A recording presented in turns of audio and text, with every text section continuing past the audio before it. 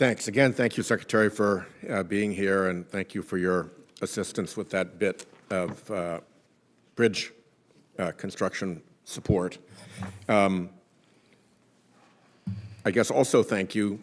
There was a misbegotten effort at the Department of Transportation to require your office's approval every time any one of the 50 states wanted to change their state transportation plans. I think probably on a bipartisan basis, state transportation directors said, what? Why do you need to approve our state transportation plans? So you back that off, and thank you, because that would have been an unnecessary addition to the bureaucracy that bedevils infrastructure projects. But we still have the 3,200 projects, and my concern is that while some of them, a lot of what you describe as the problems on the way to final agreement would actually have been considered and resolved when the grant was awarded, right? You don't put a grant into a project where you don't know if it's 2 lanes or 4 lanes yet. You've got to figure that out first.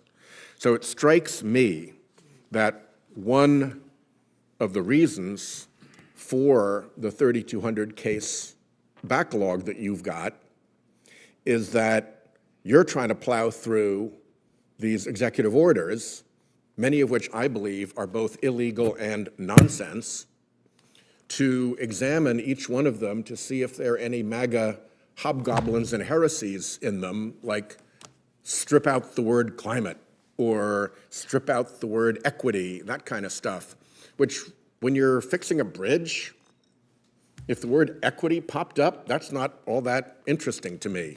Getting the bridge fixed is what's interesting to me. If the word climate popped up, that's not all that interesting to me. Getting the bridge fixed is what is interesting to me. And by the way, we just got a significant grant for the Newport Bridge, which is the key artery from the mainland to Aquidneck Island. A lot of traffic over it. The problem was that the cabling was rusting because there is a higher level of humidity. So we had to install dehumidification equipment in the cabling between the cladding of the cable and the cable itself inside the cladding to both solve the problem of rust and reduce the rate of rusting. So that grant application would have the word climate in it because the increase in humidity can be tracked to climate change. So if you want to stop a project like that to scrub out the word climate, you're wasting an enormous amount of time. There actually is a climate-related reason for it.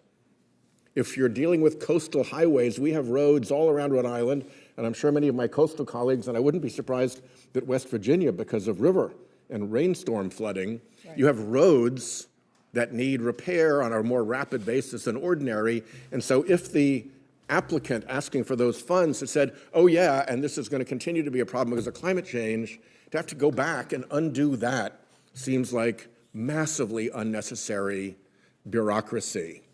So could you give me your, I don't think you have a study on this, but could you give me your take from what you've seen so far as to how many of those 3,200 stuck projects are stuck because of the demand from the White House to have words they don't like equity and climate, scrubbed out to meet the, I guess, new anti-heretical requirements of these orders, and how much of it is actually like a substantive problem with the infrastructure itself?